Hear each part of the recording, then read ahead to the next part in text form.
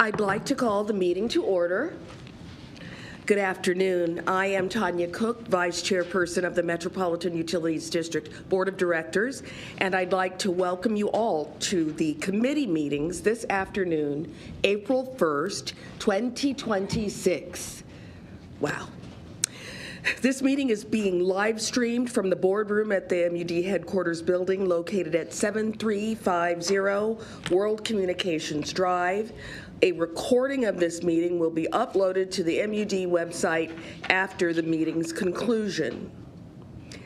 First, safety briefing. I'd like to invite Vice President of Safety and Security, Shane Hunter, to provide a briefing regarding protocol for all individuals in attendance at the board meeting today in the event of an emergency. Morning. Good afternoon. Shane Hunter, Vice President, Safety and Security. We are in the boardroom on the first floor here at M.U.D headquarters. Normal entry and exit was through these doors at the back. There's also a second exit that we can take on the right-hand side of the room here, and it's through that door in that hallway we'll find the nearest first aid kit and fire extinguisher.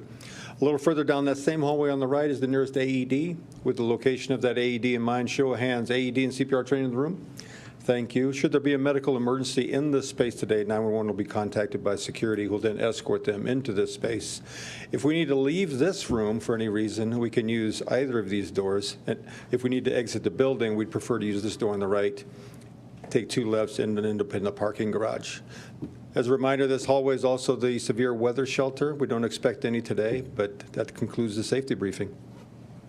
Thank you very much, Shane. Roll call. Sidzik. Here. McGowan. Here. Howard. Kavanaugh. Here. Begley. Here. Cook. Here. Friend. I would like to advise all those in attendance that a copy of the Open Meetings Act is available on the wall in the back of the boardroom. Okay, construction and operations. Senior Vice President and Chief Operations Officer Kendall Miner will review the proposed capital expenditures behind tab 5. Good afternoon. For the month of April's capital expenditure letter, we have 5 items total, 4 items for buildings, plants, and equipment, 1 item for system improvements. I'm going to highlight 2 items today under buildings, plants, and equipment. First item being item number 3, the Northwest Pump Station Reservoir, approximately $3 million. This is we're seeking approval for to hire a consultant for final design, construction documents, and construction support. The land for the Northwest Reservoir of 195th and State Street has been secured, with closing expected to happen this month in April. The construction is tentatively scheduled to begin in 2027 and finish in the summer of 2029. And the consultant that is being recommended for final design is Black & Veatch, partnering with local firms HDM and Theo Geotech. And so that will be the first item that I want to cover. The second item will be Platte South Water Production Facility, $3.794 million. This is for the north and south upflow basins, roof, and skylight replacements. We're seeking approval for 2026. We have budgeted funds for facilities managed to replace the south upflow basin roof and skylights. However, looking to defer the replacement of 2027 skylights and roof replacement until next year for the north side. And so with that, the capital expenditure is requesting for us to, secure this low bid now so that we don't have any price escalation for 2027 to replace the opposite side of the basin. And with that, that will conclude my capital expenditures.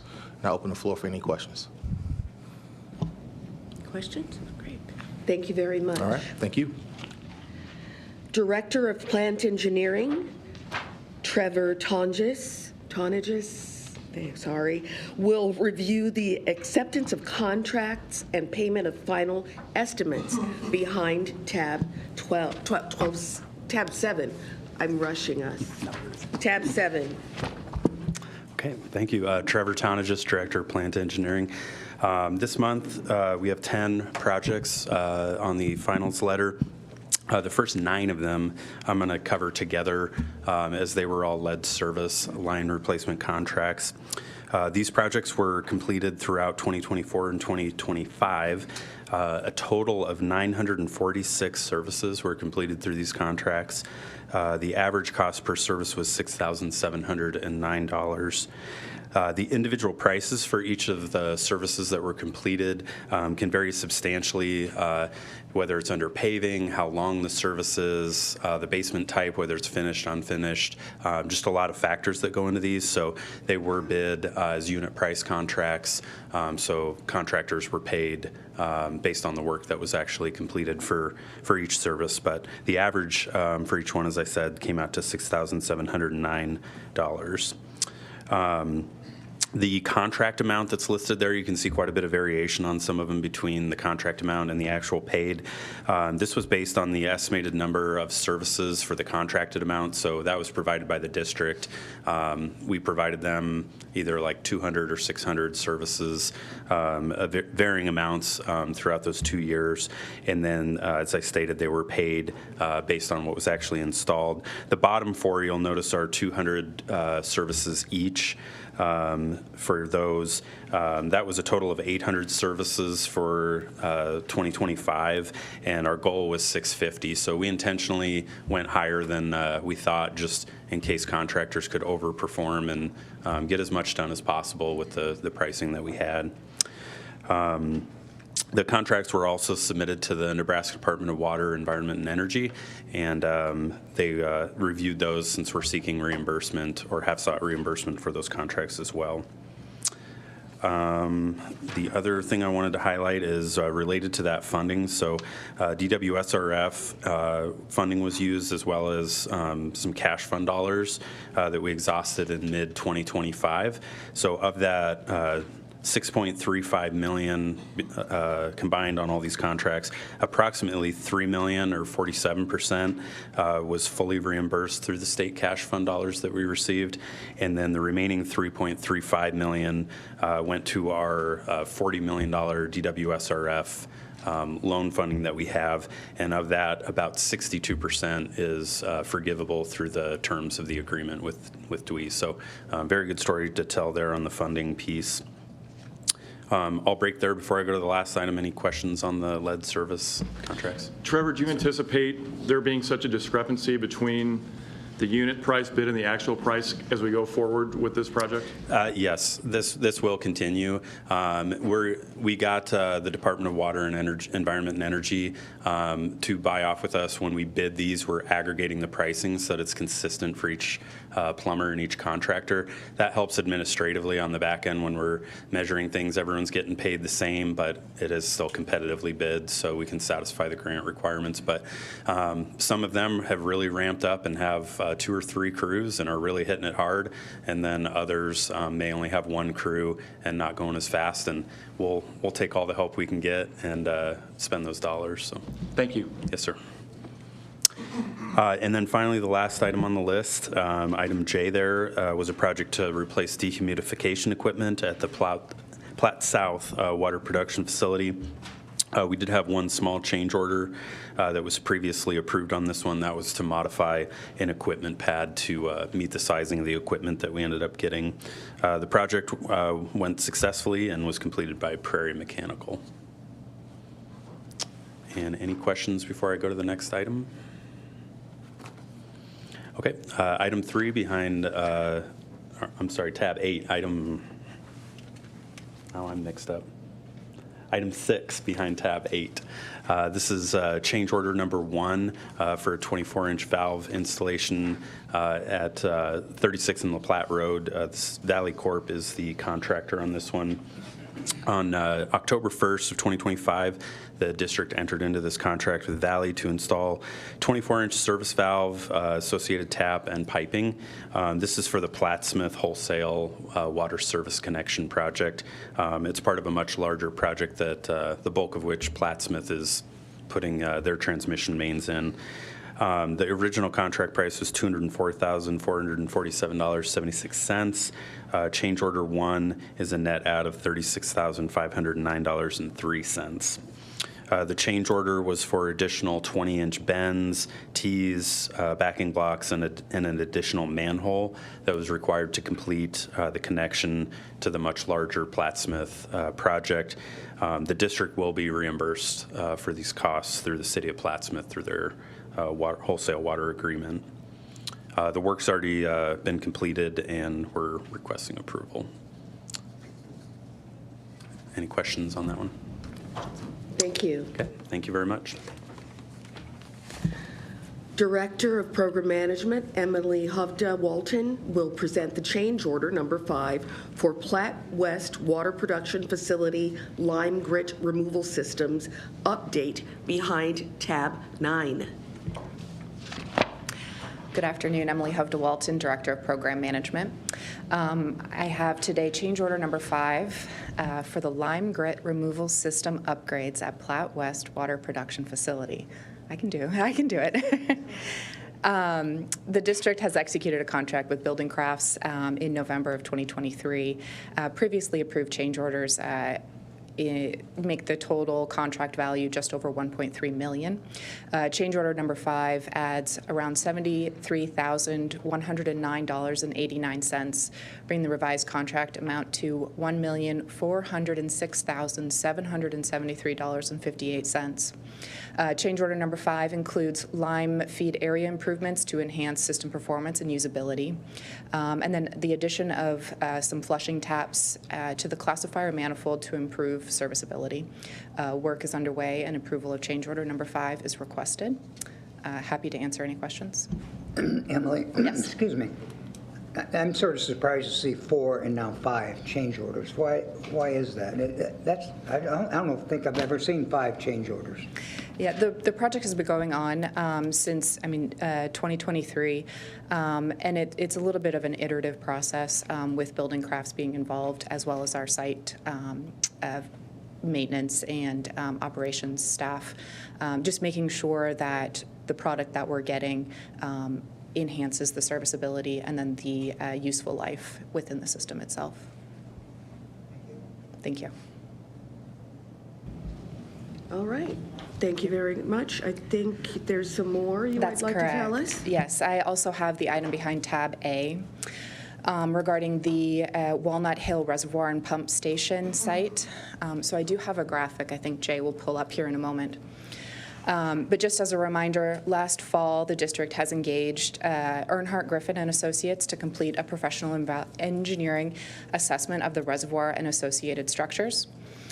The reservoir was removed from service about a decade ago, and since that time, the structure has deteriorated. In its current condition, it presents a safety concern as well as an eyesore for the neighborhood. In reviewing the engineering assessment with district management, water operations, and engineering staff, the project team recommends demolishing the reservoir, the western staircase, the connecting structure, and various outbuildings. You can see by the image on the screens here. These elements no longer provide a functional, structural, or historical value. The approach offers the best opportunity to preserve the pump station, shown in the orange, which remains the most significant structure on the property. On March, you can see it here as well. On March 30th, the district held a community event to discuss the project with nearby residents. Attendance was very strong, and the community members expressed considerable interest in the site's long-term future. Engineering work will continue through 2026, with contractor selection anticipated in the fall. The district will also issue a public call for proposals regarding potential future uses of the property. This will follow a process very similar to what was used with the former downtown building.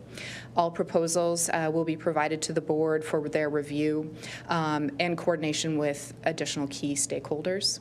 The project represents an opportunity for us to improve safety, protect the historic pump station, and prepare the site for future community benefit. The district will continue to provide updates to both the residents and the board as work progresses. Thank you. Any questions?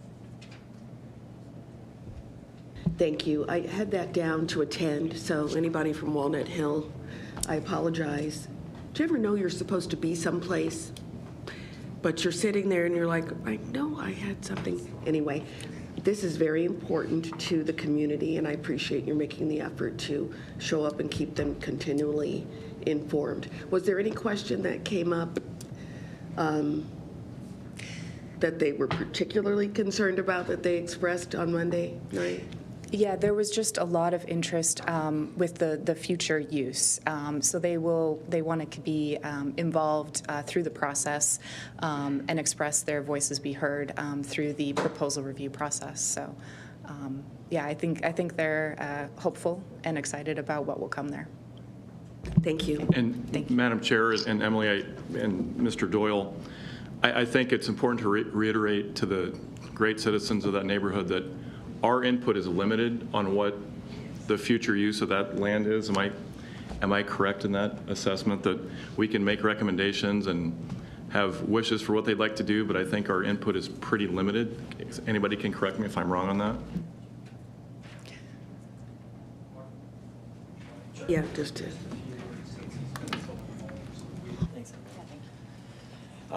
Yeah, good morning. Mark Mendenhall, Senior Vice President, General Counsel. Thank you for that question, Director Bagley, and much appreciation to Emily and her team. To your point, yes, I would agree. So the way I envision this process is when we are getting closer throughout the summer to make this call for proposals, I anticipate several proposals from a variety of developers. Those proposals will include description. Again, I believe they should include descriptions of what the use might be, some renderings of what that might be, and what they would agree to buy it from us for, say on a price per square foot, price per acre.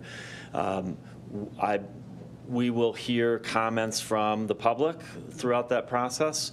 I've already engaged city planning so that city planning can be aware and weigh in on what they would like to see according to their future land use maps.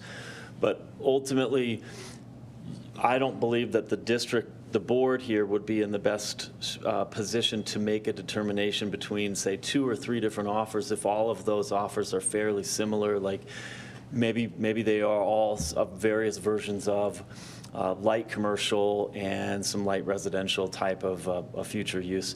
So I think at that point then, what I would be looking for in a scoring matrix is, one, a price. We certainly want to maximize the value since we're going to be spending district dollars to demolish. 2, I want to ensure that the developer has appropriate financing to come in so that we do not sell it to a developer and then they are unable to begin work fairly soon thereafter. As Ms. Hovde-Walton indicated, it is an eyesore and we don't want it to remain an eyesore. We'd like to see development to happen. 3, I'd like the input from city planning. And so then, no, I don't think you would be in the best position to weigh this version of light commercial versus that version of light commercial. I think we'd be looking at some other more objective factors. So, and I hope this to happen here this summer, early fall. So, thank you. Thank you.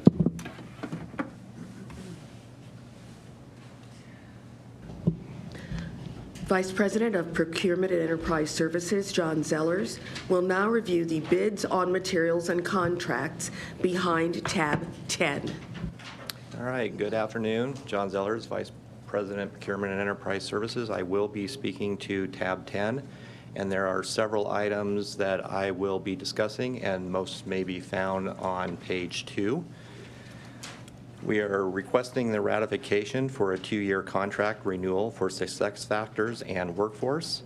The board may recall that the district has utilized success factors cloud-based solutions for our human resources management since 2014 for employee goal planning, continuous performance assessment, learning management, employee record management, and recruiting. In 2023, we added workforce for time and attendance management. Success factors pricing represents an increase of 1% per user and will be paid through 2 equal annual installments. Success factors is the only supplier for this service. We are also requesting the ratification for the purchase of an electric reach truck forklift, which is the second of 2 forklifts budgeted for the CC2 stores. We plan to purchase this unit later in the year. However, the delivery of the forklift that we have on order has been delayed.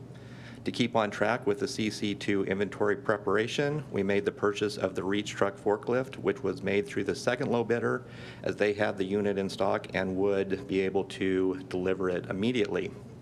Their bid was only $157 more than the low bidder, whose lead time for that unit was 16 to 20 weeks. The next 2 items may be found under the information technology section.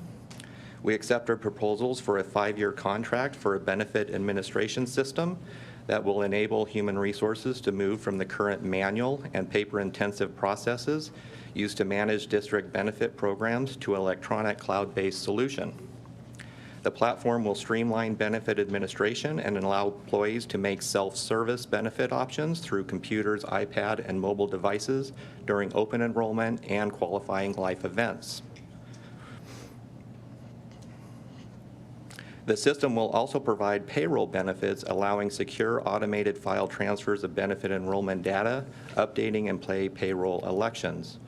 The second lowest cost proposal by Empyrean is recommended for approval as their solution is all-inclusive.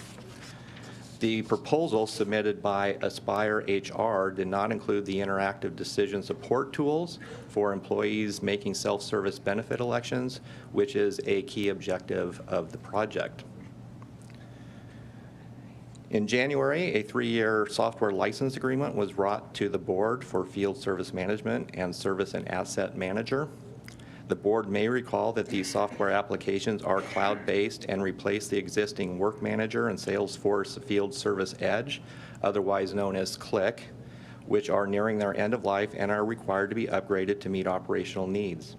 The applications are essential in the day-to-day field operations of various divisions by which standard and emergency work orders are assigned and managed. We accepted proposals for the implementation of the software. The second lowest cost proposal from Delaware Consulting is recommended for approval as their implementation and project management plan was all-inclusive, and they have demonstrated experience in this type of implementation.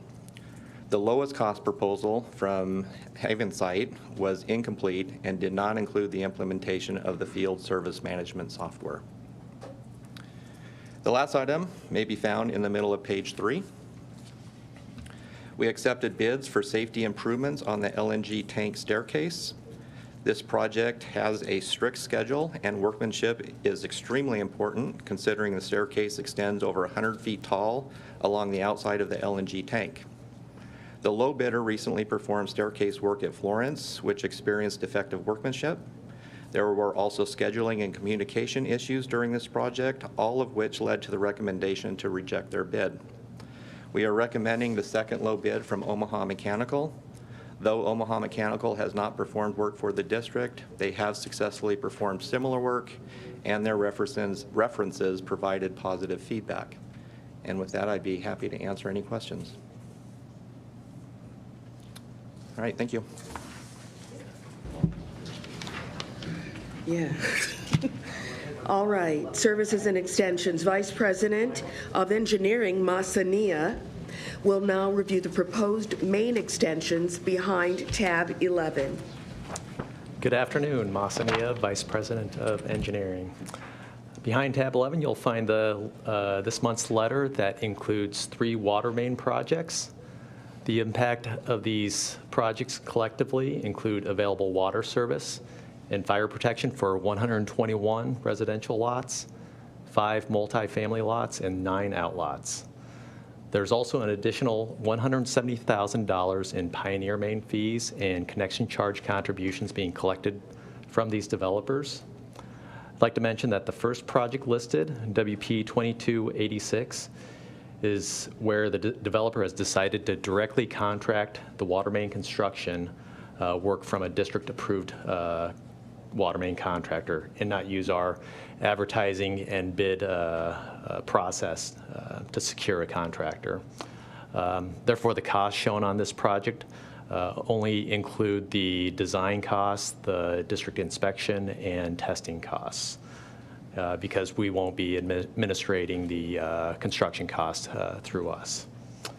All three water projects are outside of the district's gas service territory, so there will not be a gas main extension presented to this board on these projects. That is all I have to cover and would be happy to answer any questions. Has anybody ever done this before? Yeah, Developers so done that, and we still get to approve and make sure everything's copacetic, right? we do. This isn't the common construction delivery method, but some developers choose to use what we call a WCD. It's the acronym we use for the job type. It's a water contracted development project. It's usually used where developers are on a tighter timeline, so they don't have the time to allow for an advertisement and wait for bids to be approved, and so they're trying to turn it around a little quicker. Now what they can't take advantage of is our competitive bidding process that gets broadcast to a lot more contractors out there. So it has been done before. It's maybe 10 to 20% of our annual projects are WCDs currently. Thank you. Thank you.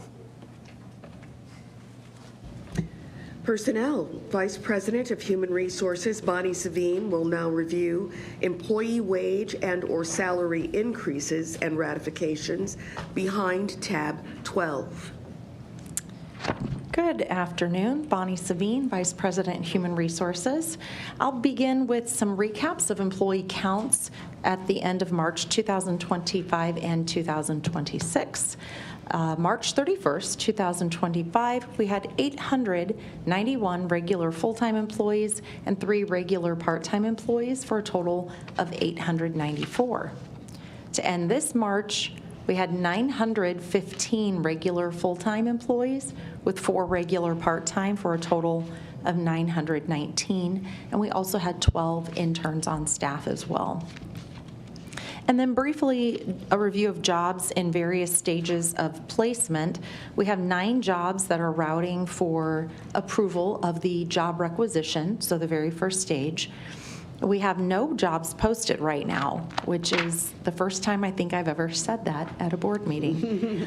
But we do have 24 jobs that they have received applications. Those applications are either in review or in the interview stages for 34 full-time equivalents, 1 intern, and 20 summer vacancies. And then finally, 3 jobs with 7 selected candidates that are going through the onboarding process now. So plenty of work out there still being done. Behind tab 12, you'll find the wage and/or salary increases and ratifications letter.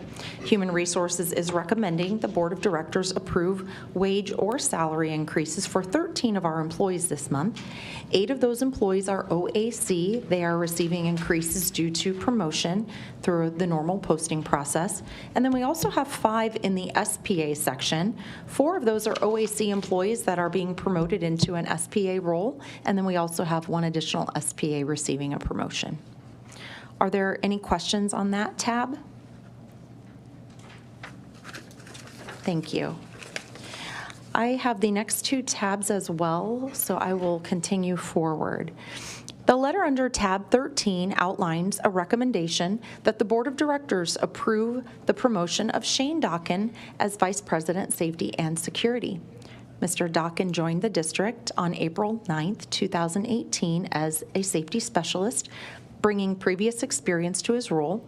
He has an educational background that includes 2 bachelor degrees and a master's degree in areas related to safety and security.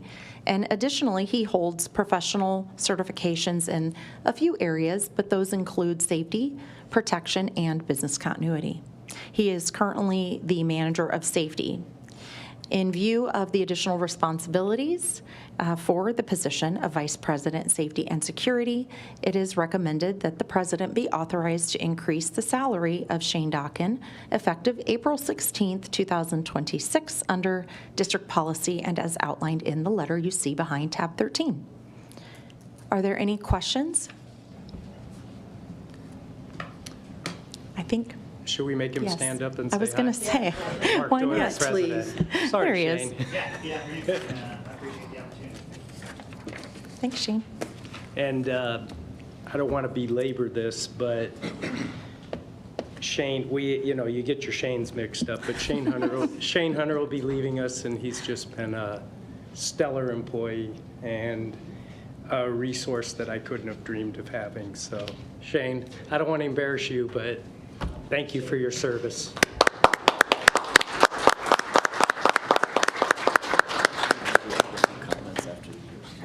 Yeah, that's a trick to get somebody with the same first name to take the role. Kind of like Mark and Steve and Steve. Exactly. I know. Getting exceeded. All right. All right, behind tab 14, there is a recommendation to approve the proposed changes to the collective bargaining agreement with IBEW 1521. After an interactive bargaining process comprised of a union bargaining team and a district bargaining team, the proposed changes summarized in this letter have been agreed upon between both teams. The district has been made aware the proposed changes received a passing vote by members of the IBEW 1521 on March 11th. The district bargaining team and senior management team feel the proposed changes position the district and our employees to continue meeting the mission of the district, as well as supporting our customers, our employees, and the community we serve. If approved, this contract will be effective April 1st, 2026 through March 31st, 2030. Seems like a long time away, but it will be here before you know it. But I would like to take a moment to thank Jessica Kraft and Stephanie Lemons, who supported Mark Mendenhall and I on our district bargaining team, as well as Jerry Anderson and Mark Ryer, along with the rest of their bargaining team members, for the collaborative bargaining process that yielded the proposal behind that tab under consideration today. And I'm going to step aside for Mr. Mendenhall. Thank you, Bonnie. Mark Mendenhall, Senior Vice President, General Counsel. I just wanted to echo Ms. Savine's comments, appreciating the staff that worked on this. So Bonnie, Jessica, and Stephanie did a tremendous job representing management throughout the process. She mentioned Jerry Anderson and Mark Ryer as new leaders of 1521. I'd say hats off to them. They did a tremendous job. There were also several other members. If I missed anybody, let me know. But I wanted to mention Mike Vazano, Laura Anderson, Jaden Fletcher, and Matt Polsley. Did I get everybody? Oh, I'm sorry, Forrester's. He's hard to forget, but I forgot Forrest. So yes, thank you to Forrest. We started September, October timeframe. These are discussions once to twice to even more times per week, a variety of topics. We did not see eye to eye on everything. Lots of good discussions, disagreements, healthy arguments, and it resulted in what I would say a real positive contract that the board, you all, I hope, can be proud of for the next 4 years. So I just wanted to appreciate all the hard work that went into this, so thank you.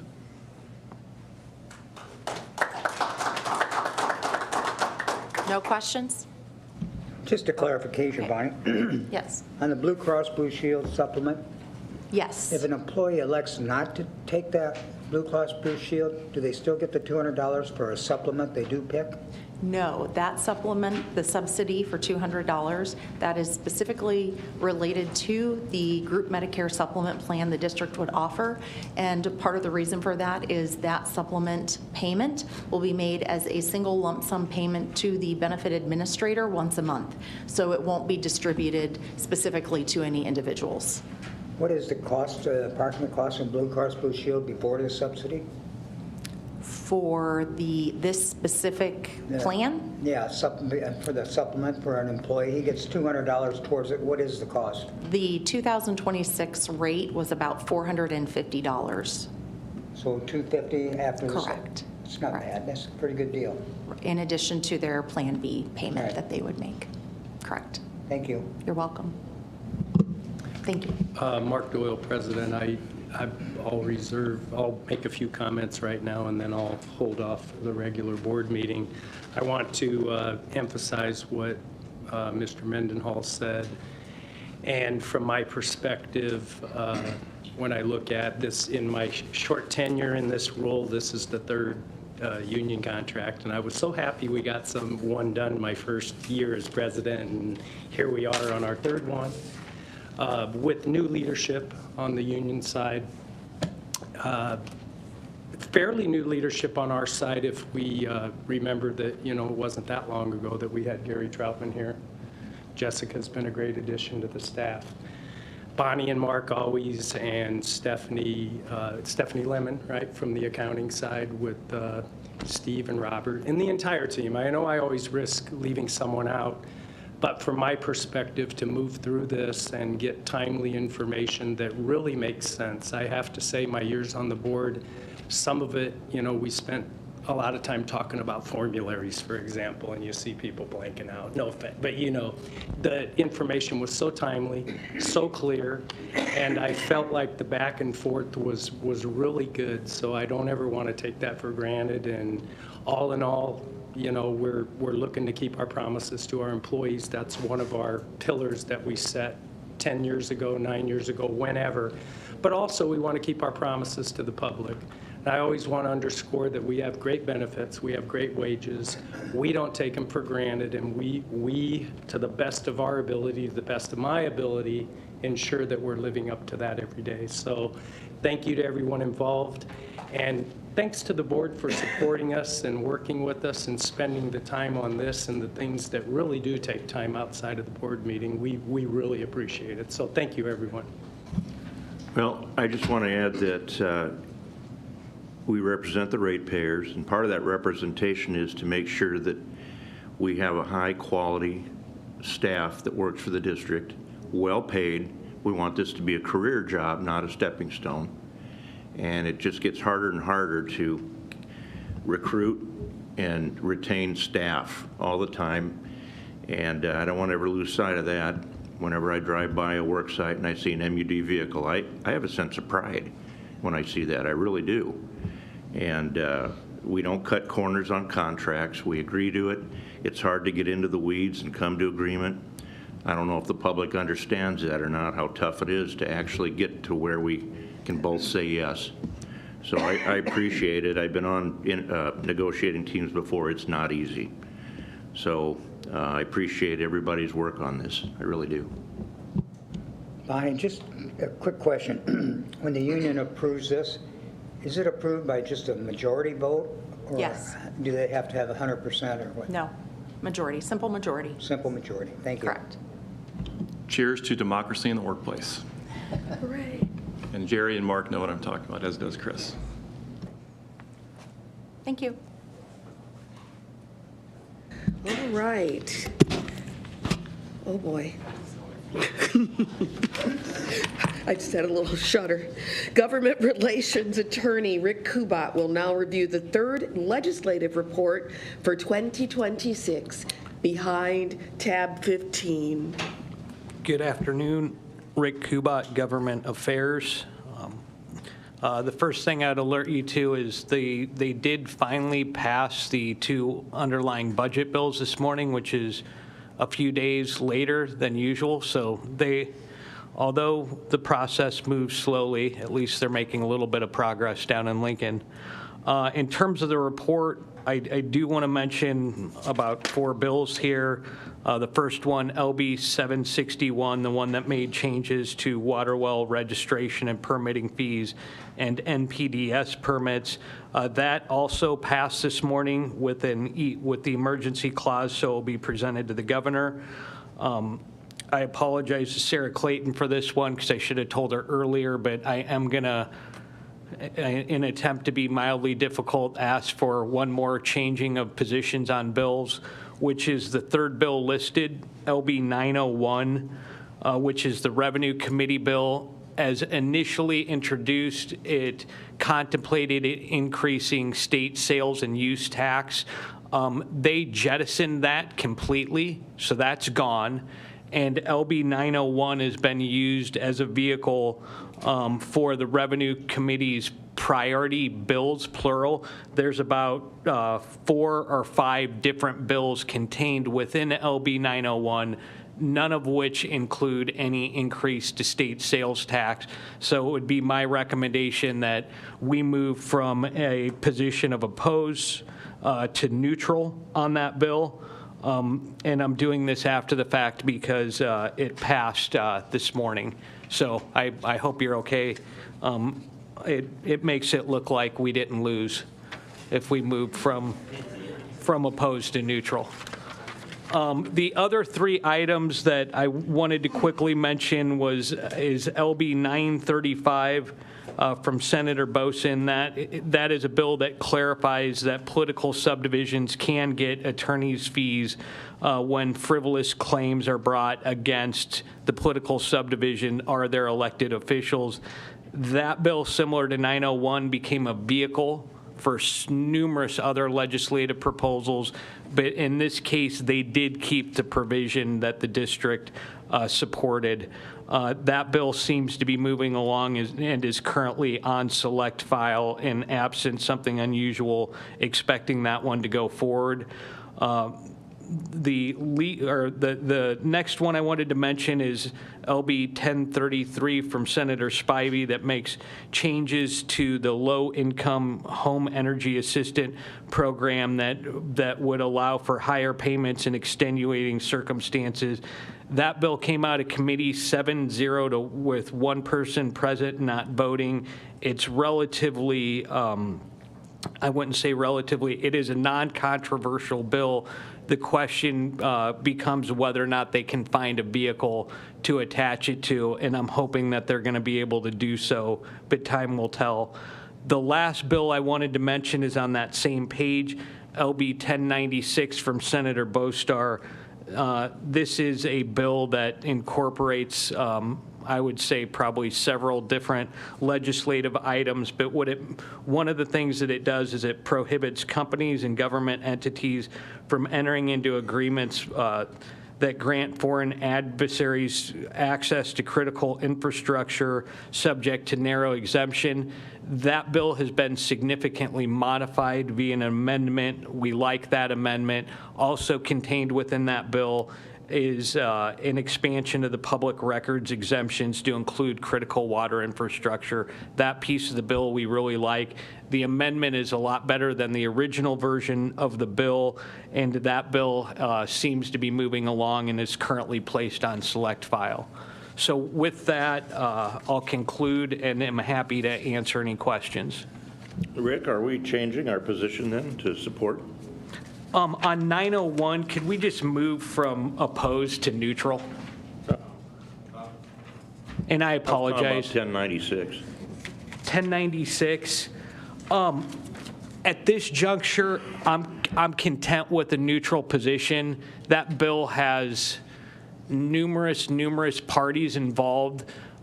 We maintained a neutral position because with the initial version of the bill, we did have some concerns related to aspects as it relates to vetting of our employees that work in critical information technology areas. That has been improved. I would still recommend a neutral position, and at this juncture in the stage, to be blunt, our positioning on that bill probably really doesn't matter.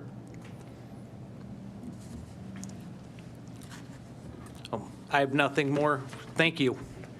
I just have a question out of morbid curiosity.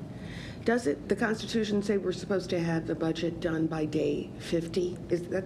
Yes. Okay. What day is it? Today is 54, so what they did, I didn't know that till this morning, but they filed a motion to suspend the rules so that they could cheat on their own game. Is it, wait a minute. Aren't the rules different from the Constitution? I know I used to work there, but this does not have anything to do with M.U.D, but I thank you for telling me that. So, but this is how it was effectuated today. Yes, you are correct. Day 50, they're supposed to have it passed. Today's 53 or 54, and so they voted and agreed to suspend their own rules. All right. Thank you.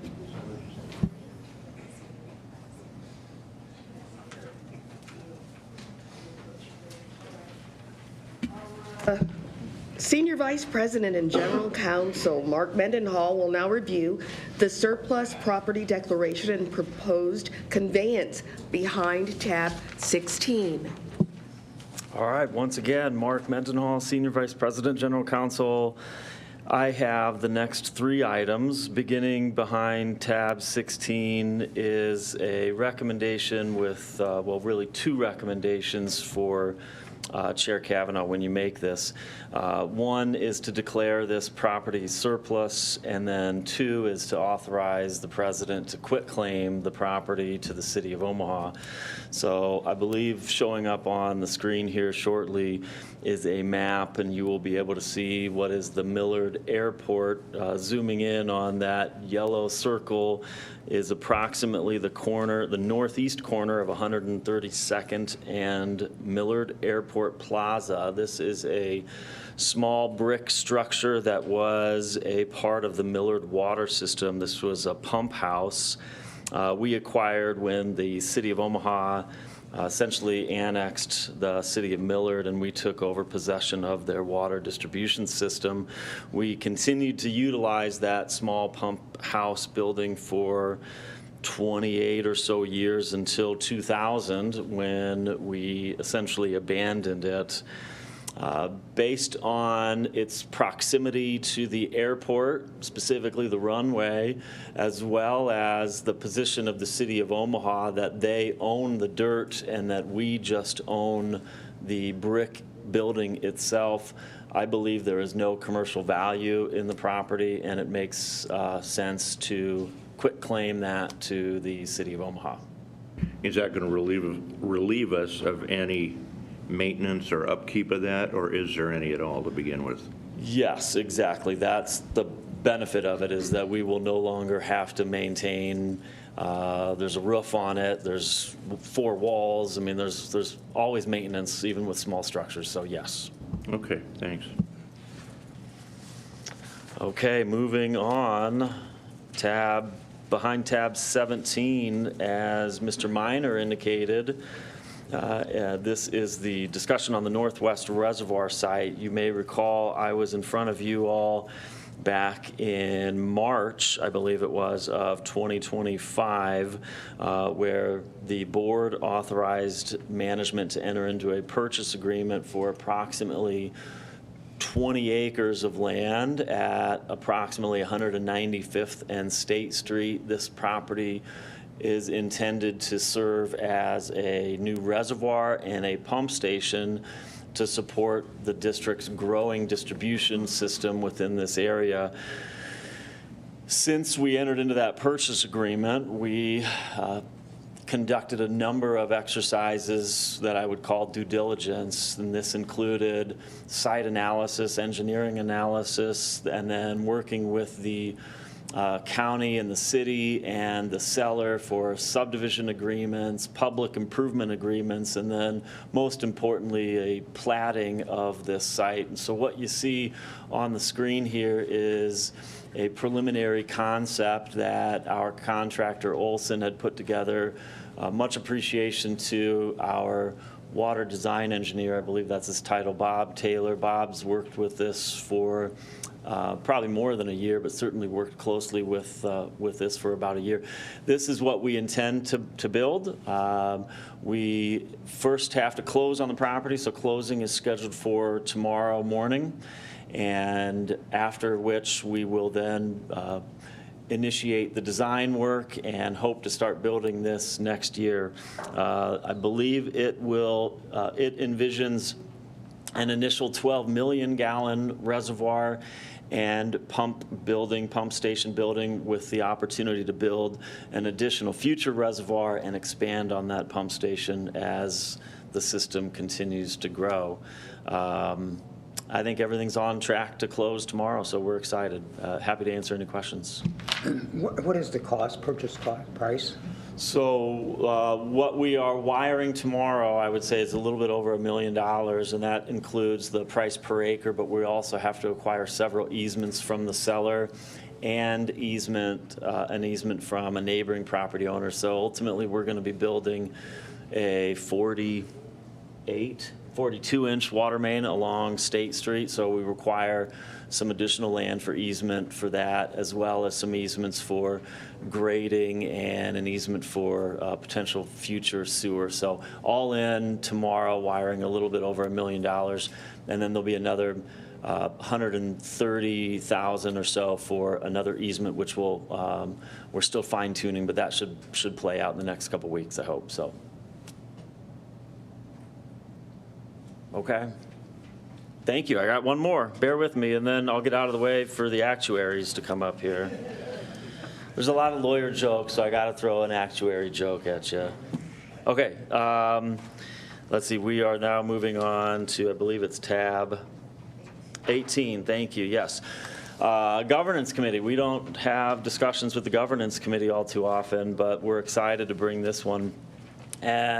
So the district maintains a procedures manual that consists of approximately 24, 25 odd chapters. I can't remember the exact number. One of those chapters is Chapter 15. Chapter 15, approximately 30 pages, and it includes our delegation of authority policy as well as associated procedures relative to that policy. And so when you think of all of the things that we approve, whether it be a contract, a change order, an emergency order, a ratification, a disbursement of dollars, and then there are a variety of other items such as approvals for new employee requisitions, or as we work with customers, how the customer service clerks are working with those customers on potential refunds.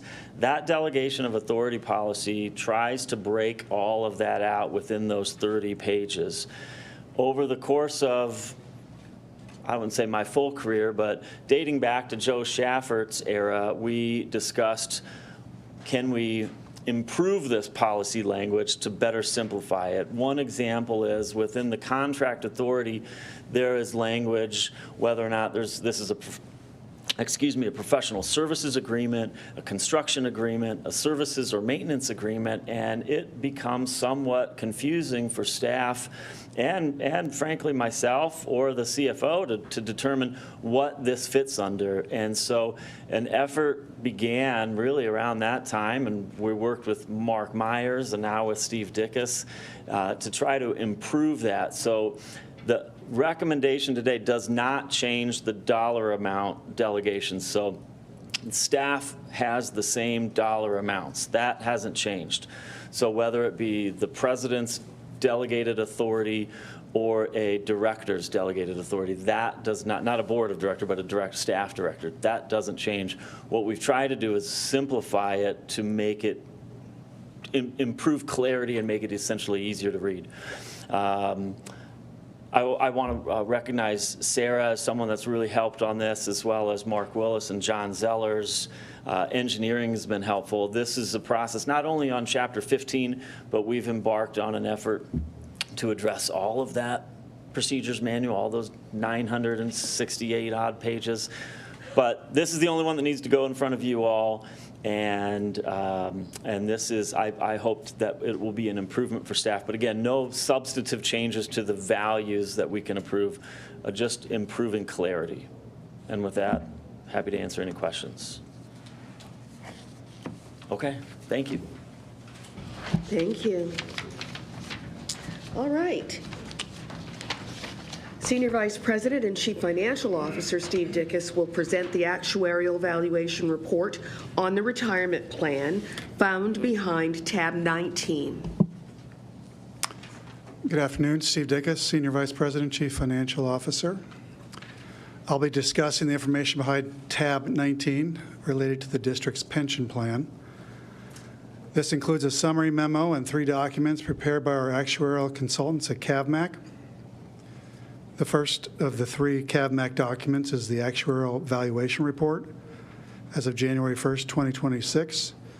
This report provides a comprehensive review of the district's pension plan, the first few pages of which contain an informative executive summary.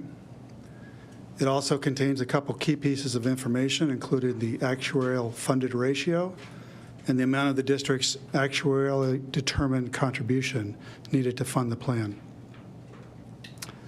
I'm pleased to report that our actuarial funded ratio as of January 1st, 2026 was 97.3%.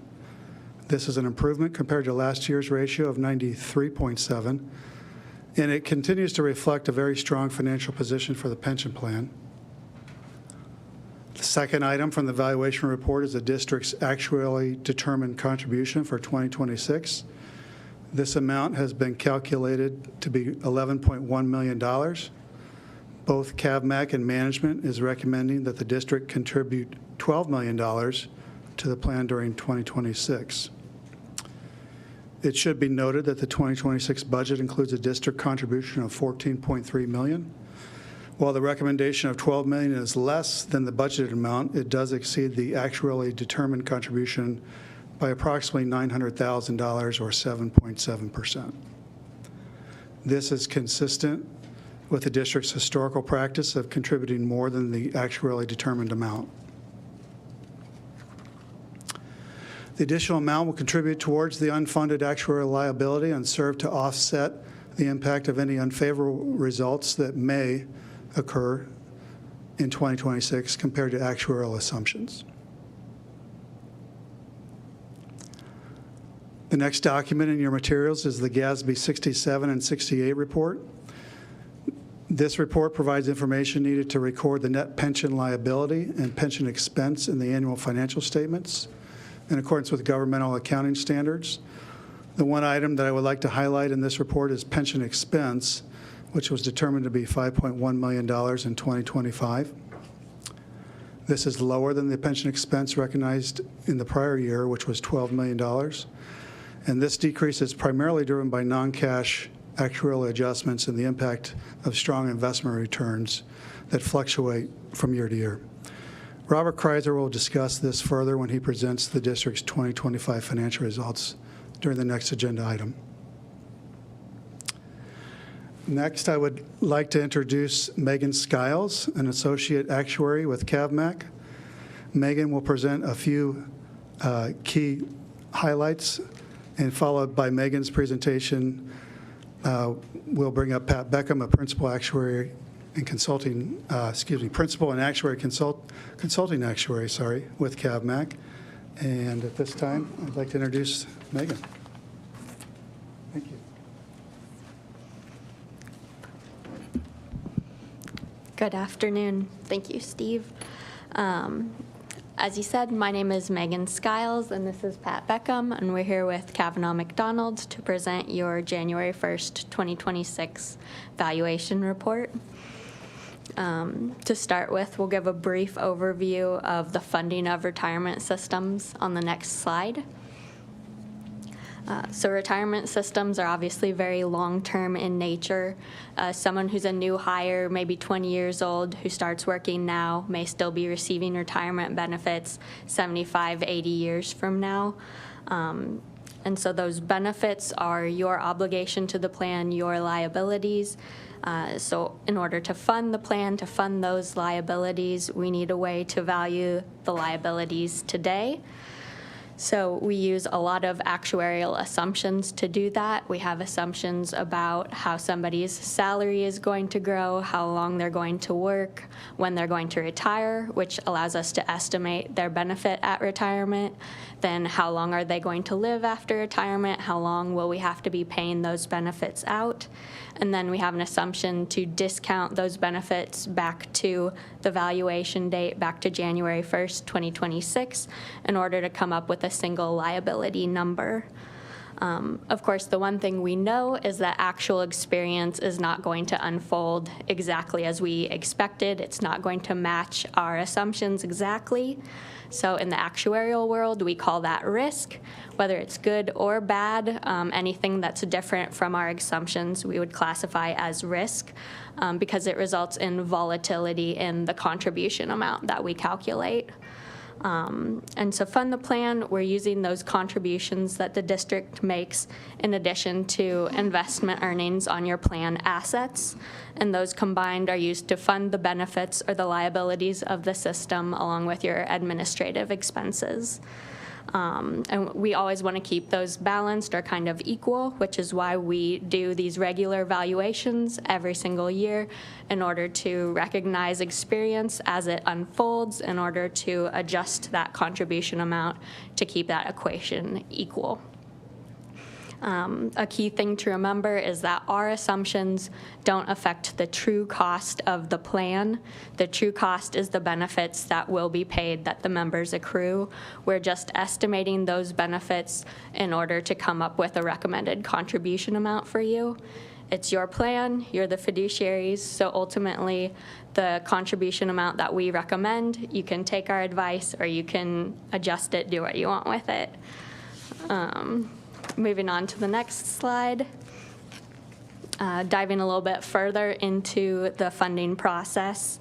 Our goal is to fund the benefits over the working career of the employees, rather than waiting until they retire and starting to fund the benefit then.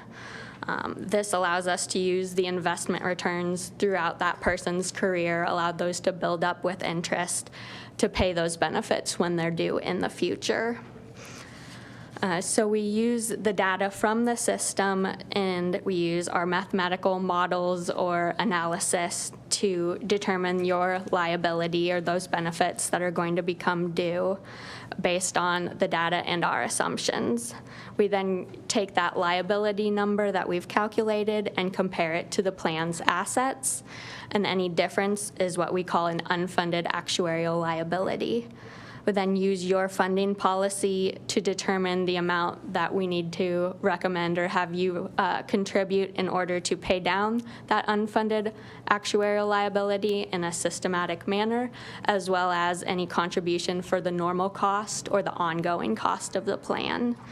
And our goal is to have that be a smooth contribution going out into the future, which again is why we do these valuation reports every year, so that we can make minor adjustments to that recommended contribution to have stable contributions going on in the future.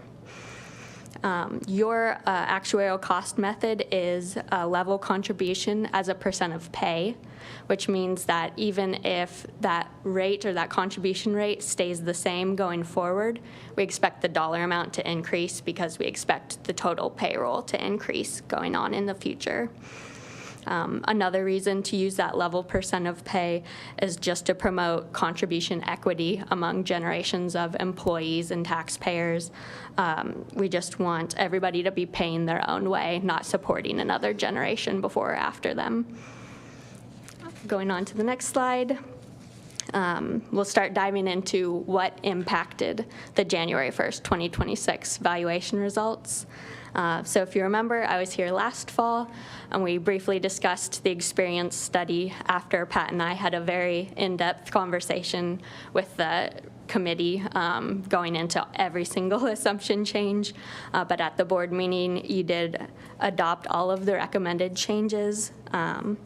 Some of those included increasing the general wage growth assumption and the merit scale for the salary growth assumption.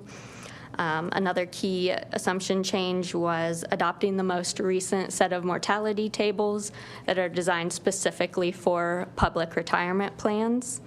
There were also adjustments to the retirement and termination rates, as well as a decrease to the marriage assumption. And that marriage assumption did have a very small impact on the results because that only affects active members who pass away who would have a beneficiary OTA benefit. For in-pay members, we use their actual spouse data, so we don't need a marriage assumption for anybody who's already retired. The next slide shows the impact of the experience study changes.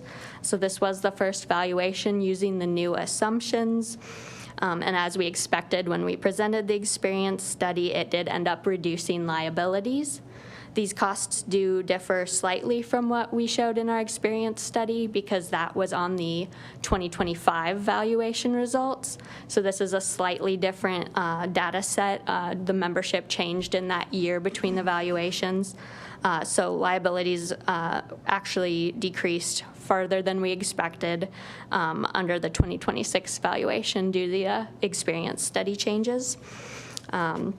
And that decrease in liabilities resulted in an increase in the funded ratio, as well as a decrease in the total contribution rate. Moving on to the next slide, the other key components that drove experience in the 2026 valuation were asset experience, which on the investment return side was 17% on a market value basis, which I would be very happy with, I know. But for the valuation purpose, we use an asset smoothing method. So we only recognize a portion of that gain this year. The rest will be smoothed in over the next 4 years. This is in order to reduce volatility in that contribution rate. But the market value is used for accounting purposes. That will be touched on later. But on the actuarial value of assets, the rate of return was 9.7%, which is still greater than the assumption of 6.75%. So that difference translates to an actuarial gain on assets of about $17 million. And then the market value of assets is still greater than the actuarial value of assets. Last year, it was greater by about $8 million. This year, with that large gain on assets, that deferred experience or that deferred gain increased to $51 million. So that is a gain that's set to be recognized in future years and can be used to offset any potential negative experience. On the liability side, there was a net loss of $4.5 million. This was largely due to salary increases that were greater than our assumption, as well as an actual cost of living adjustment of 3%, which was greater than our assumption of 2.5%. So the total net experience for the plan on both assets and liabilities was a gain of about $12.5 million, which decreased the unfunded liability and decreased the actuarial contribution.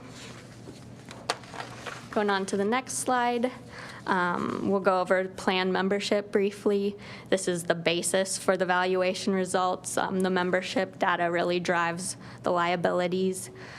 So from last year, active membership or employees who are currently working, currently accruing benefits and making contributions to the plan increased by about 32 people. Inactive members was fairly consistent from last year. And then the in-pay members or the retirees and beneficiaries who are currently receiving benefits increased by 22 people. The average active membership is down slightly, so you have a younger active population than compared to last year's valuation report. On the next slide, we'll go over some of the key valuation results and compare those to the prior year's valuation report. The actuarial liabilities increased by about $26 million, but that actuarial or smoothed value of assets that we use increased by $47 million. So that net result was a decrease in your unfunded actuarial liability, which is now down to about $17 million. And that all translates to a funded ratio of 97%, as Steve mentioned.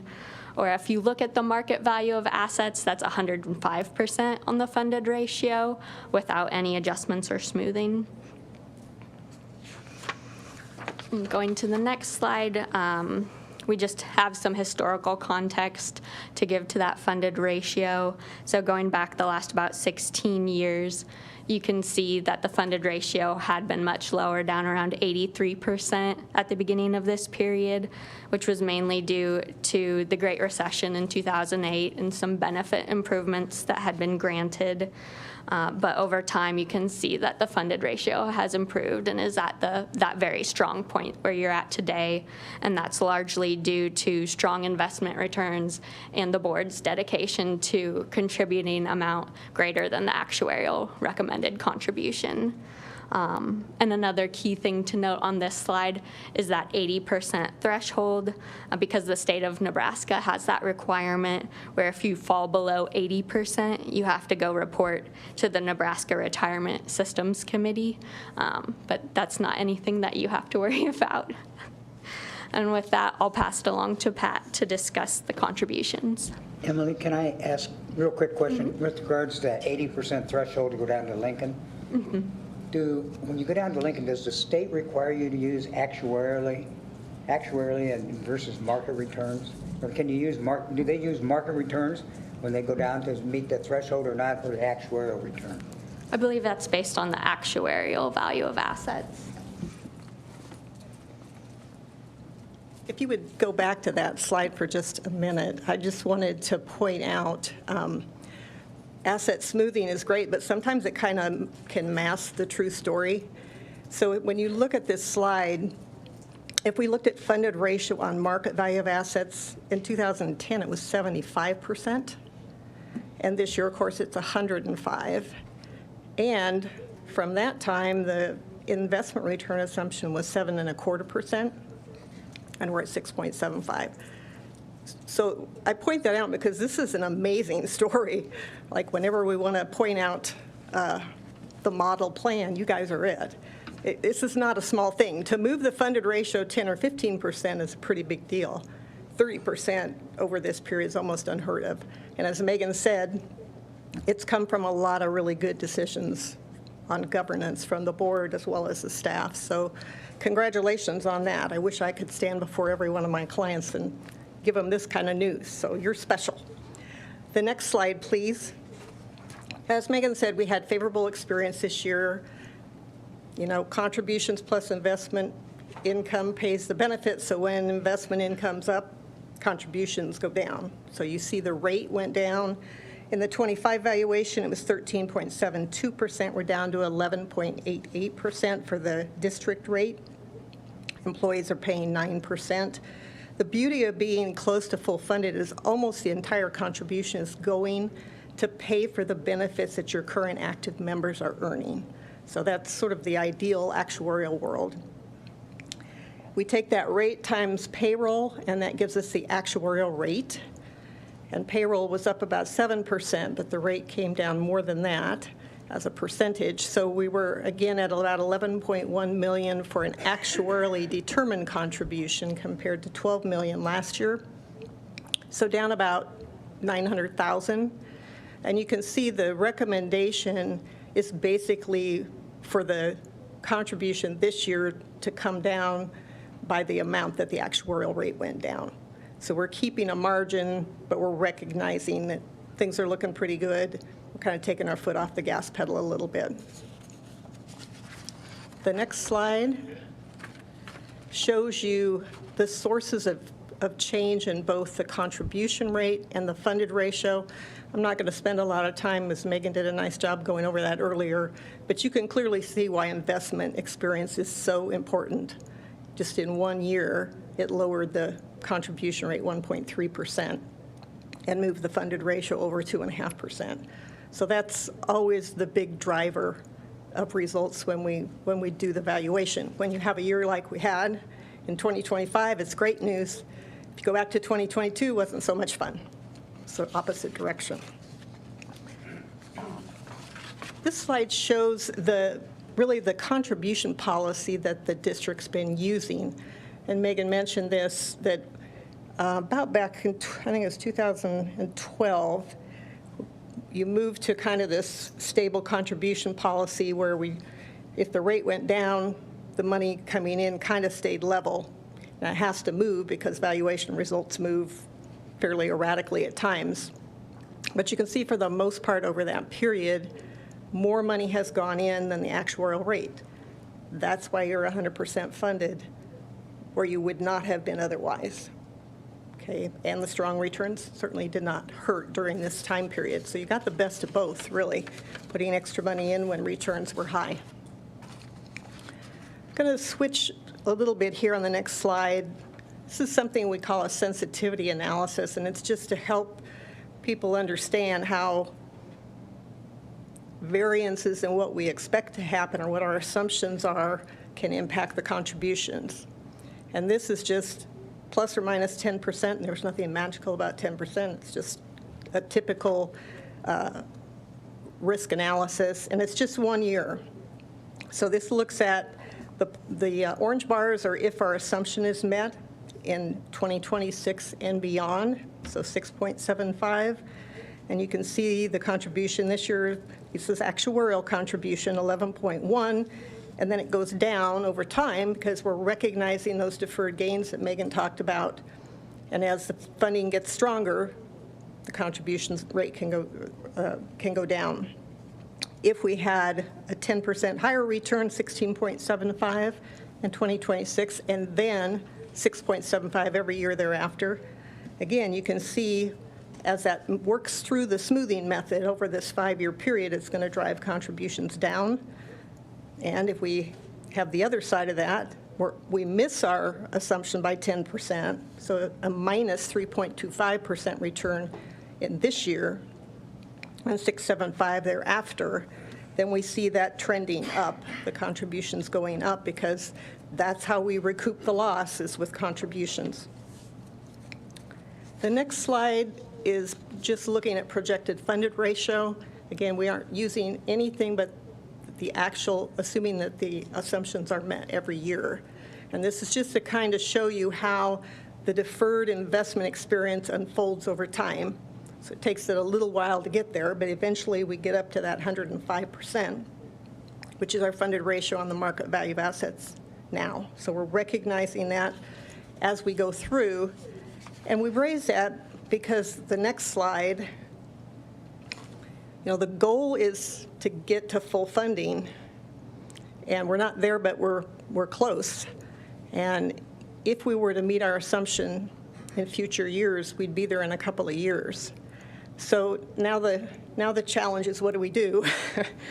And how do we stay around 100% funded? So typically, when plans reach this threshold, they look at taking some risk off the table on investments, and that means a lower expected return.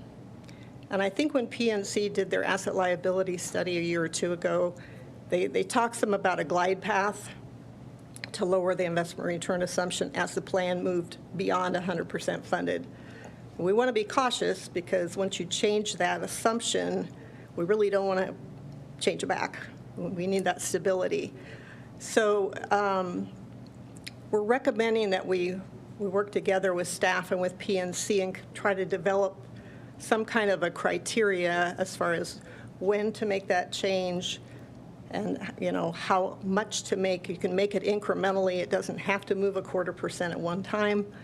But I guess first and foremost, it certainly is up to the board as to whether they're interested in taking some risk off the table with the portfolio.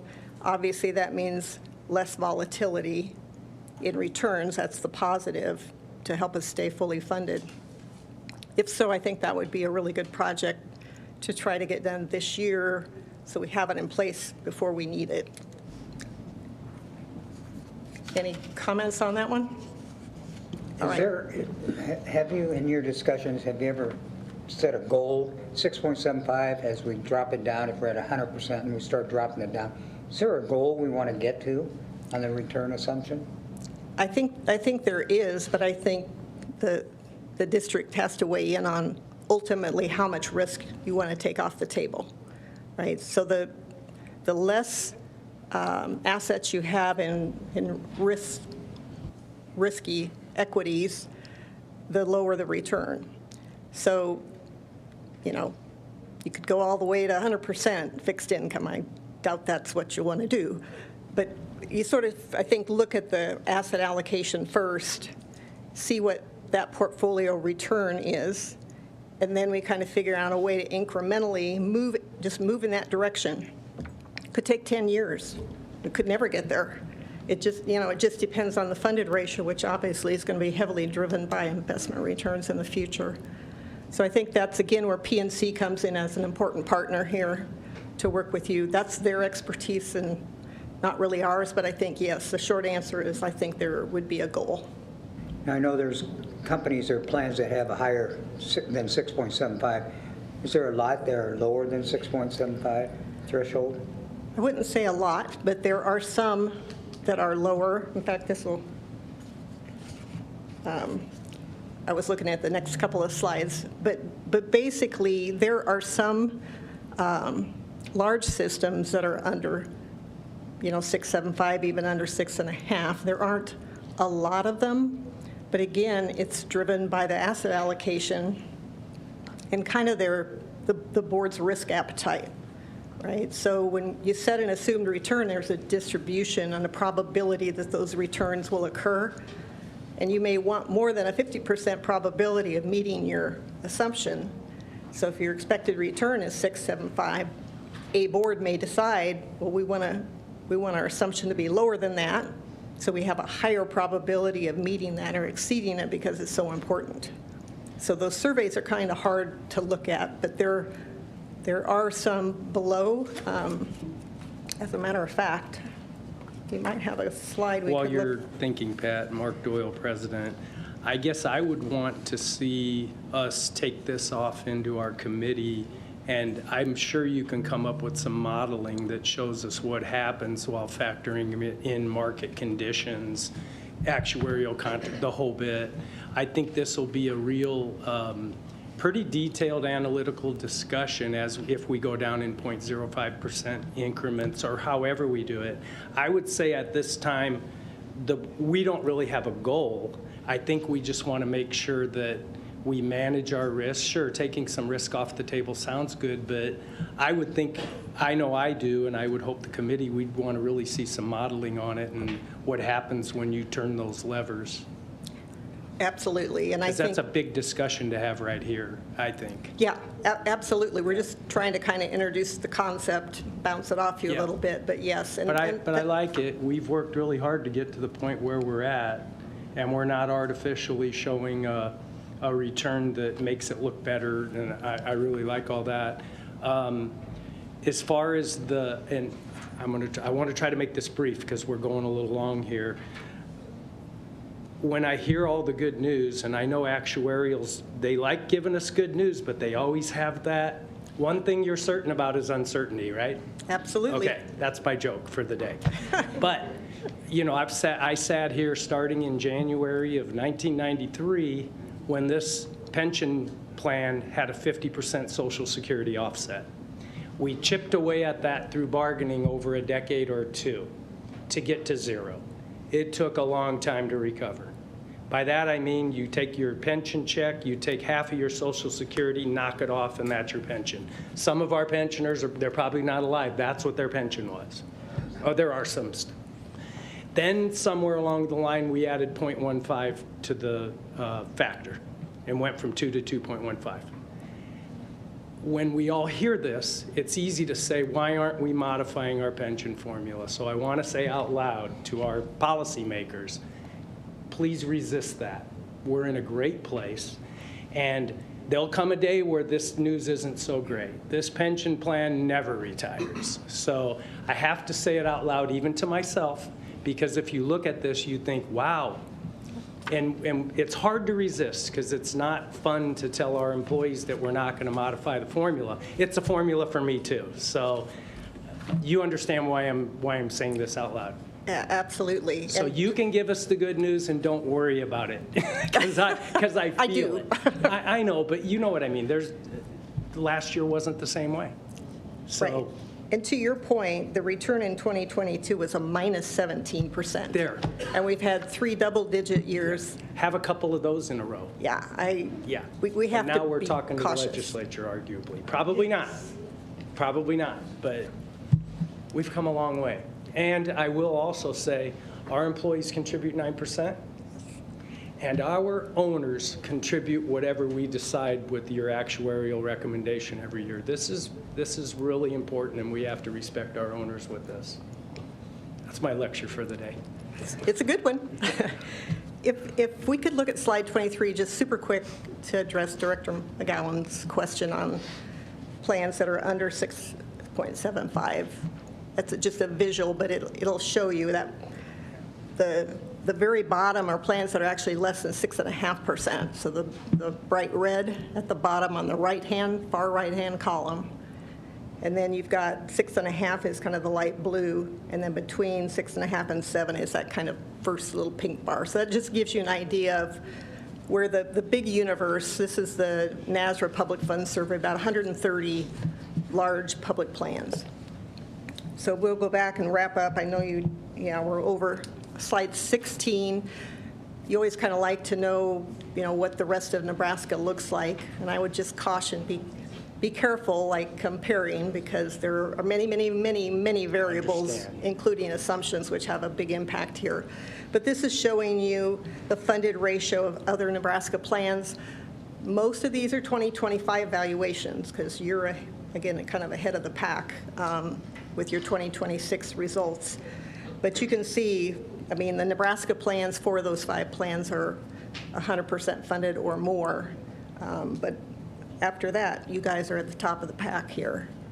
And again, Nebraska is moving down to 6.75 kind of incrementally over the next 4 years. So they're moving in your direction on the return, which is on the next slide.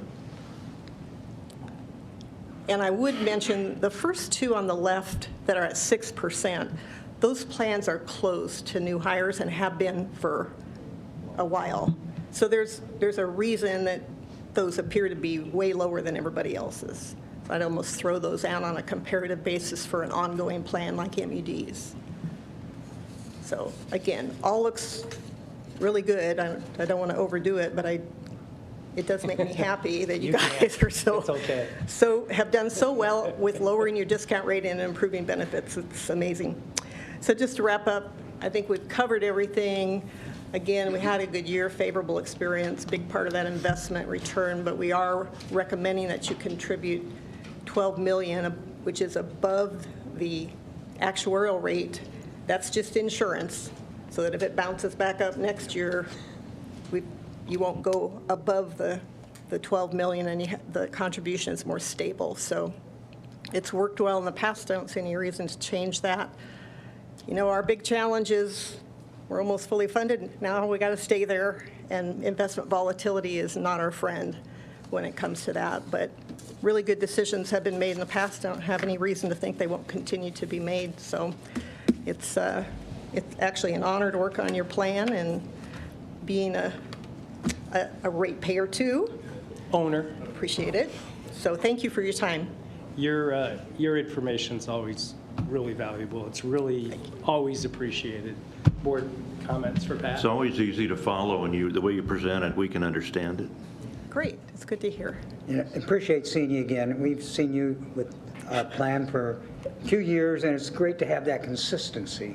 Yeah. Appreciate it. Thank you, Director. Seeing Emily too, it's good. All right. Thank you very much. Thank you so much.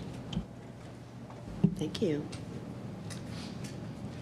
We will have Vice President of Accounting, Robert Kreiser, and he'll present the 2025 audited financial statements behind tab 20.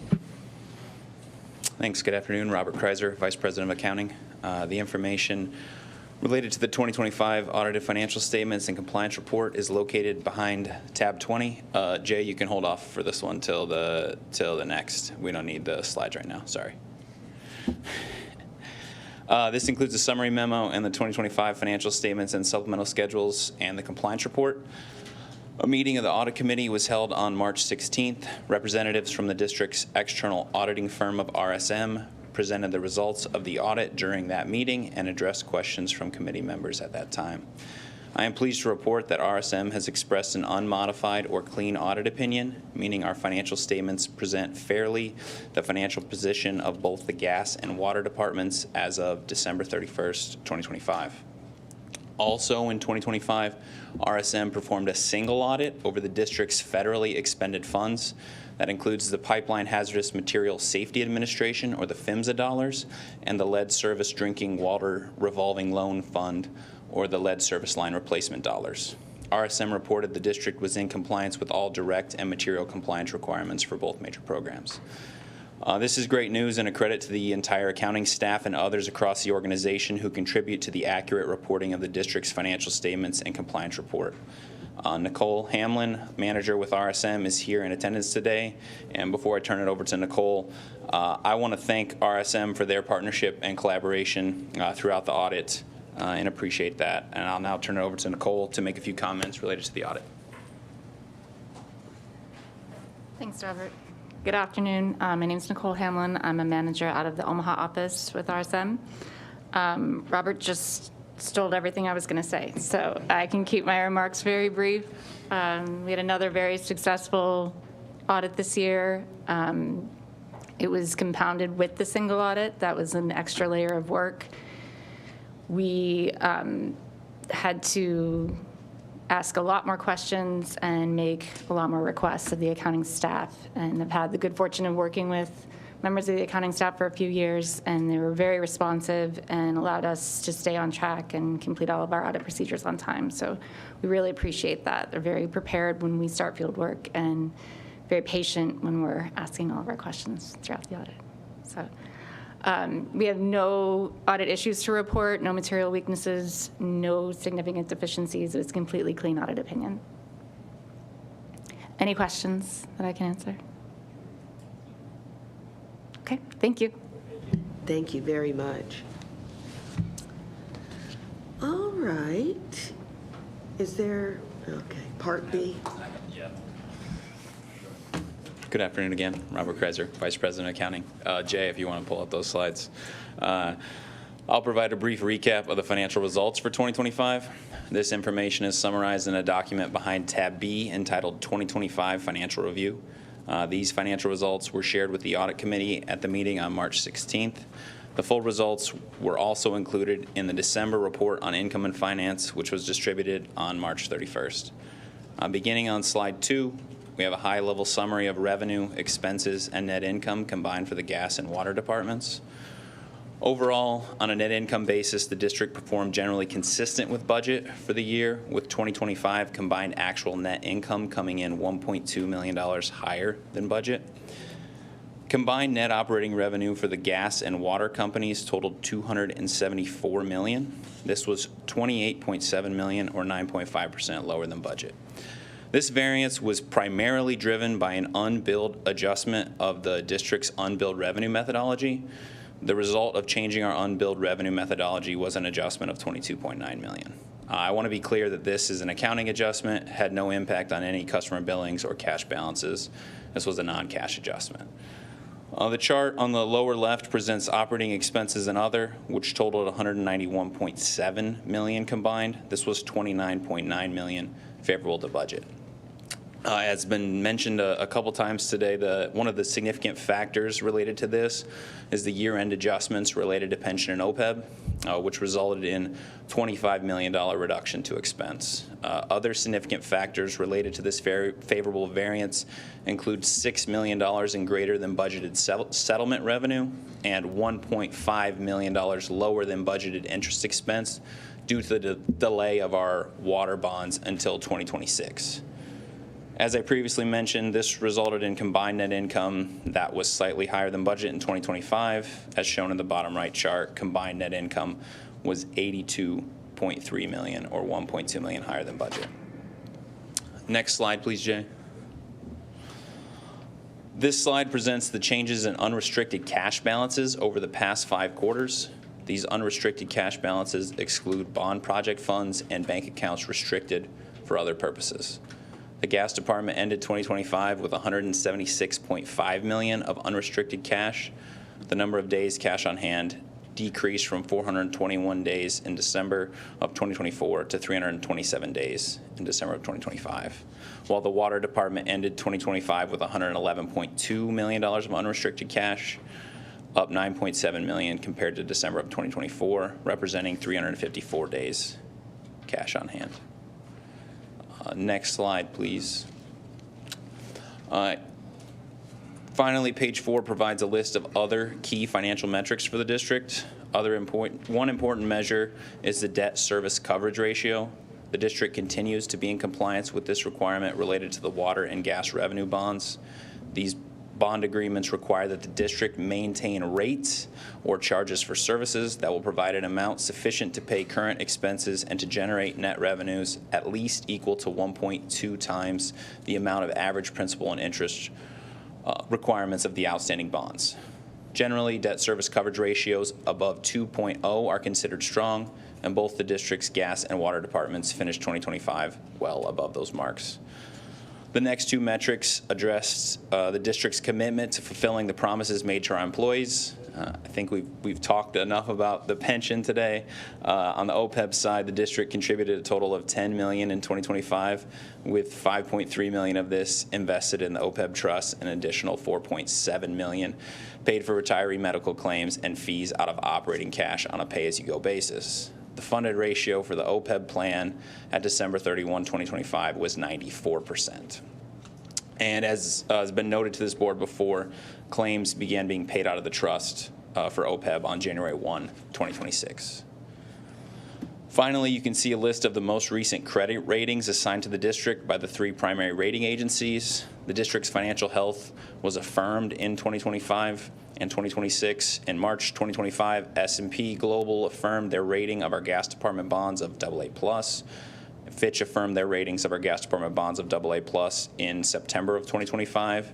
And in February 2026, S&P Global affirmed their AA+ credit rating, and Moody's affirmed their AA2 credit rating of our water department bonds.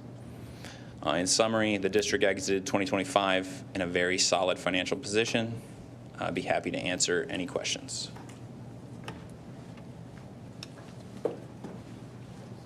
Good news. Thank you very much. At this time, I would like to ask if there are any members of the public in attendance today who would like to address the board. Seeing none, do any board members or management have any further comments they wish to share? Madam Chair, I do. I just sat here today and I heard all the good reports that we've had, and I wrote down some things. I just want to go through my list. Our pension funding is excellent. We had a good, clean audit report, no exceptions. We have strong income and finance that we just heard. Our bond ratings are great, excellent ratings. We've had a bond issuance just a week or so ago at a good rate. Our safety results are good. And if we have a focus on safety, the union contract got done and signed.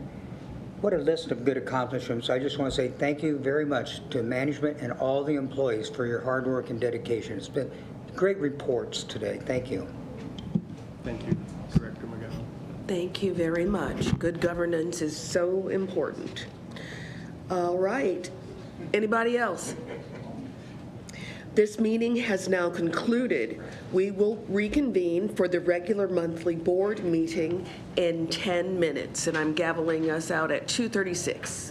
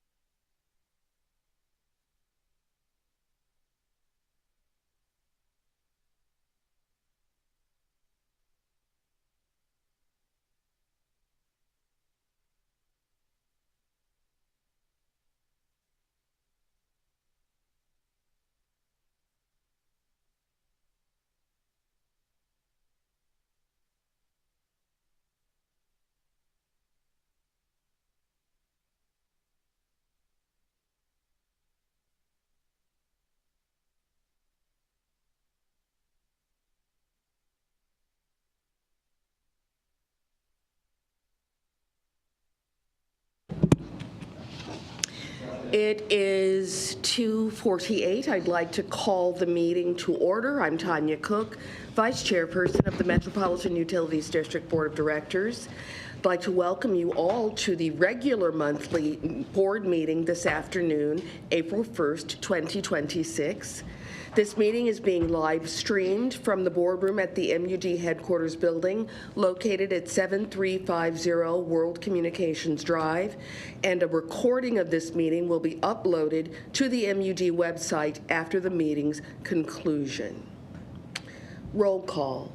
Sidzik. Here. McGowan. Here. Howard. Kavanaugh. Here. Begley. Here. Cook. Here. Friend. I would like to advise all those in attendance that a copy of the Open Meetings Act is available on the wall in the back of the boardroom.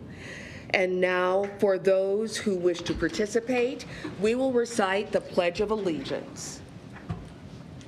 I pledge allegiance to the flag of the United States of America and to the republic for which it stands, one nation, under God, indivisible, with liberty and justice for all.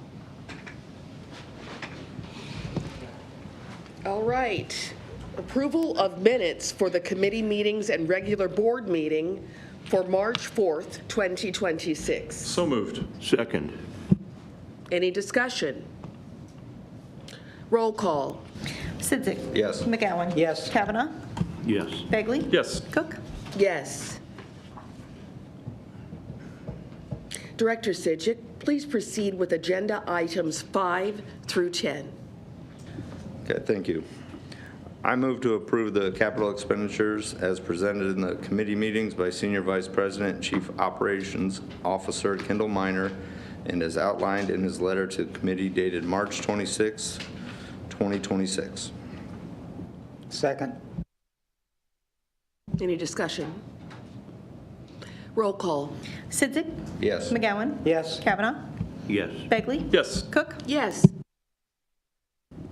Agenda number 6, capital expenditures between $25,000 and $50,000. I request to place the notice of purchases between $25,000 and $50,000 on file dated March 25th, 2026.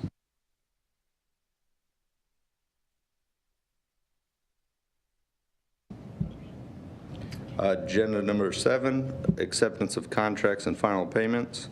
I move to approve the acceptance of contracts and final payments as presented in the committee meetings by Director of Plant Engineer Trevor Tonages and outlined in his letter to the committee dated March 24th, 2026.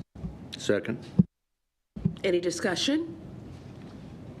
Roll call. Sidzik. Yes. McGowan. Yes. Kavanaugh. Yes. Begley. Yes. Cook. Yes. Agenda number 8, I move to approve change order 1, Plattsmouth Services Connection as presented in the committee meetings by Director of Plant Engineer Trevor Tonages and as outlined in his letter to the committee dated March 16th, 2026. Second. Discussion? Roll call. Sidzik. Yes. McGowan. Yes. Kavanaugh. Yes. Begley. Yes. Cook. Yes. Agenda number 9, I move to approve the change order 5, Platte West Water Production Facility Lime Grit Removal System Upgrades as presented at the committee meetings by Director of Program Management Emily Hoovda Walton and as outlined in her letter to the committee dated March 18th, 2026. Second. Any discussion? Roll call. Sidzik. Yes. McGowan. Yes. Kavanaugh. Yes. Begley. Yes. Cook. Yes. Agenda number 10, I move to approve the bids on materials and contracts as presented in the committee meetings by Vice President of Procurement and Enterprises Services, John Zellers, and as outlined in Sherry Lightfoot's letter to the committee dated March 24th, 2026. Second. Any discussion? Roll call. Sidzik. Yes. McGowan. Yes. Kavanaugh. Yes. Begley. Yes. Cook. Yes. Director Begley, please proceed with agenda items 11 through 14. Thank you, Madam Chair. I move for approval of the main extensions as presented in committee this afternoon and outlined in Masania's memo dated March 18th, 2026. Second. Any discussion? Roll call. Sidzik. Yes. McGowan. Yes. Kavanaugh. Yes. Bagley. Yes. Cook. Yes. Item 12, under Personnel Committee, wage and/or salary ratifications. I move for approval of the wage and/or salary increases as discussed in committee this afternoon and outlined in Ms. Savine's memo dated March 26, 2026. Second. Any discussion? Roll call. Sidzik. Yes. McGowan. Yes. Kavanaugh. Yes. Bagley. Yes. Cook. Yes.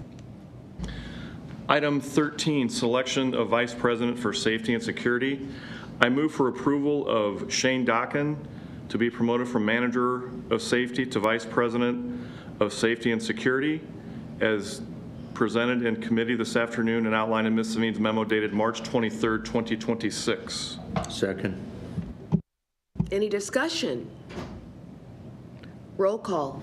Sidzik. Yes. McGowan. Yes. Kavanaugh. Yes. Bagley. Yes. Cook. Yes.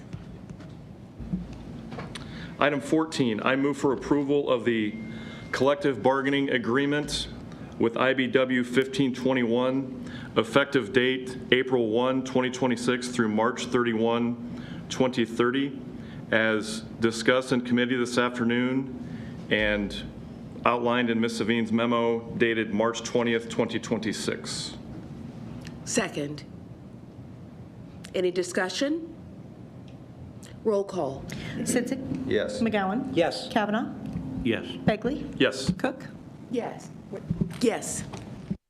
All right. Director Kavanaugh, please proceed with 15 through 17. Item 15, the third legislative report of 2026. There has been a change in our position on LB 901. I think that was the only one. And I would recommend that we approve the position change from opposed to neutral for this report. Second. Discussion? Roll call. Sidzik. Yes. McGowan. Yes. Kavanaugh. Yes. Bagley. Yes. Cook. Yes. Item 16, surplus property declaration and proposed conveyance. 6161 South 132nd Street. Management recommends that the pump house located at that address be declared surplus. Management also recommends that the district's property interest be deeded, including the pump house, be deeded to the City of Omaha.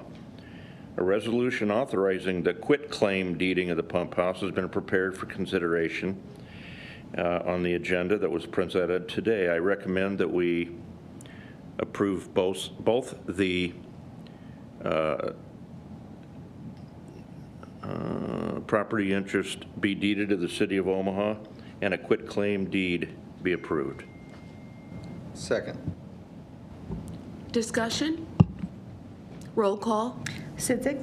Yes. McGowan. Yes. Kavanaugh. Yes. Bagley. Yes. Cook. Yes. Item 17, property closing Northwest Reservoir property, 192nd and State Street. Management is asking for first authorized to enter into a purchase agreement and take steps to acquire property around 192nd and State, approximately 20 acres of land.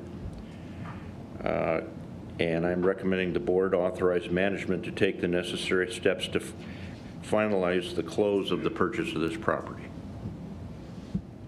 Second. Discussion? Roll call. Sidzik. Yes. McGowan. Yes. Kavanaugh. Yes. Bagley. Yes. Cook. Yes. Director Begley. Thank you, Madam Chair. Item 18, I move for approval of the Delegation of Authority Policy Update as presented by Mr. Mendenhall at the committee meeting this afternoon and as outlined in Mr. Mendenhall's memo dated March 26, 2026. Second. Any discussion? Just thanks again to all the individuals, Sarah Clayton and the team who reviewed that. Quite an arduous task, so greatly, greatly appreciate it. Yes, thank you. All right, roll call. Sidzik? Yes. McGowan? Yes. Kavanaugh? Yes. Begley? Yes. Cook? Yes. Right, Director McGowan, please. Thank you, Madam 19 Chair. and 20. Agenda item number 19, actuarial valuation report. I move to approve the management's recommendation for the actuarial contribution as discussed in committee and as outlined in the letter from Senior Vice President Steve and Chief Financial Officer Steve Dickus, and also to place the actuarial valuation report on file. Second. Discussion? Roll call. Sidzik? Yes. McGowan? Yes. Kavanaugh? Yes. Begley? Yes. Cook? Yes.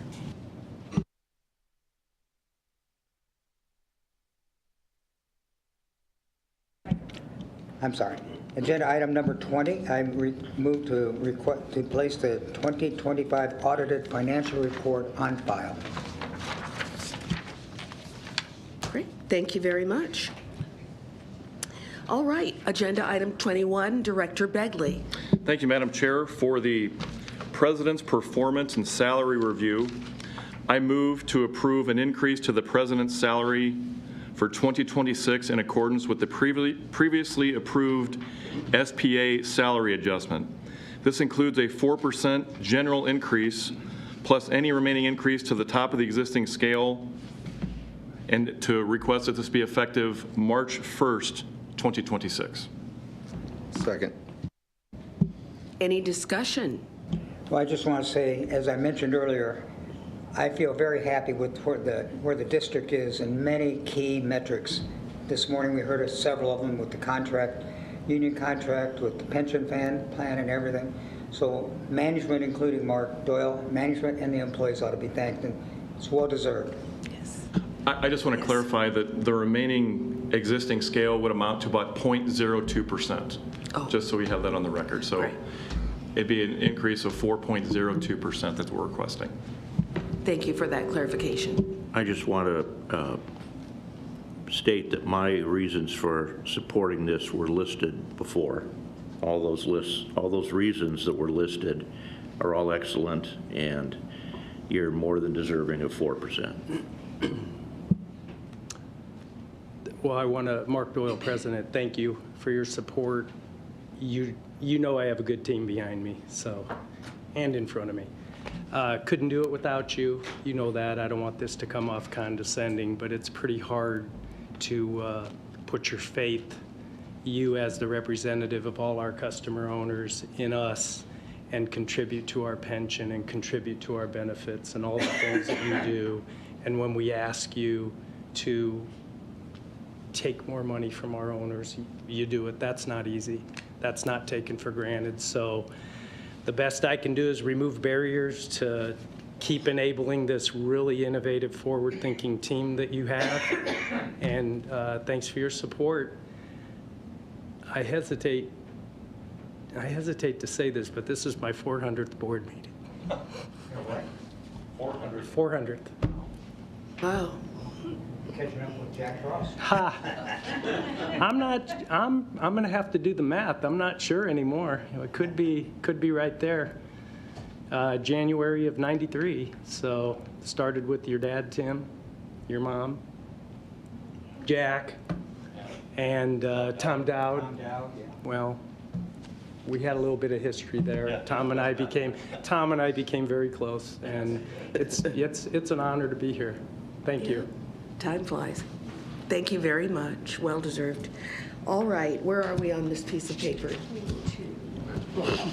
Thank you. That was the discussion. Roll call. Sidzik? Yes. McGowan? Yes. Kavanaugh? Yes. Begley? Yes. Cook? Yes.